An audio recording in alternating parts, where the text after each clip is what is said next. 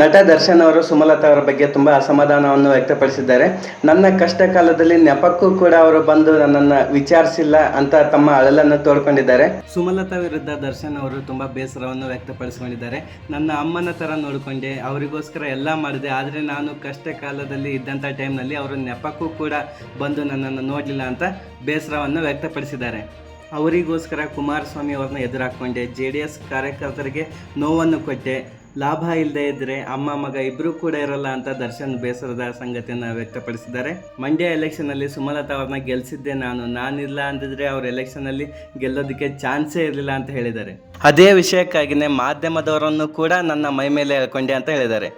ಇಷ್ಟೆಲ್ಲ ನಾನು ಅವರಿಗೋಸ್ಕರ ಮಾಡಿದ್ರು ನಾನು ಜೈಲಿಗೆ ಹೋದಂಥ ಸಂದರ್ಭದಲ್ಲಿ ಅಥವಾ ನನ್ನ ಕಷ್ಟ ಕಾಲದಲ್ಲಿ ಅವರು ನೆಪಕ್ಕೂ ಕೂಡ ಬಂದು ನನ್ನನ್ನು ನೋಡಿಲ್ಲ.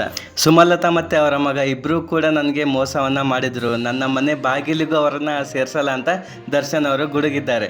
ದರ್ಶನ್ ಅವರು ತಮ್ಮ ಆಪ್ತ ವಲಯದಲ್ಲಿ ಈ ವಿಷಯವಾಗಿ ತುಂಬ ಬೇಸರವನ್ನು ವ್ಯಕ್ತಪಡಿಸಿಕೊಂಡಿದ್ದಾರೆ. ದರ್ಶನ್ ಅವರು ಕೆಲ ದಿನಗಳ ಕಾಲ ಜೈಲಿನಲ್ಲಿದ್ದಾಗ ಯಾರು ಅವರ ಆಪ್ತರು ಅನ್ನೋದು ಅವರಿಗೆ ಗೊತ್ತಾಗ್ಬಿಟ್ಟಿದೆ. ಜೈಲಿಂದ ಹೊರಗೆ ಬಂದ ಮೇಲೆ ಶೂಟಿಂಗನ್ನು ಪುನಃ ಪ್ರಾರಂಭಿಸಿದ್ದಾರೆ. ಸುಮಲತಾ ಅವ್ರನ್ನ ದರ್ಶನ್ ಅವರು ತಮ್ಮ ಸೋಷಿಯಲ್ ಮೀಡಿಯಾದಿಂದ ಅನ್ಫಾಲೋವನ್ನು ಮಾಡಿದ್ದಾರೆ. ಮತ್ತು ರಕ್ಷಿತಾ, ಧನ್ವೀರ್, ರಚಿತಾ ರಾಮನ್ನ ಹೊಗಳಿದ್ದಾರೆ.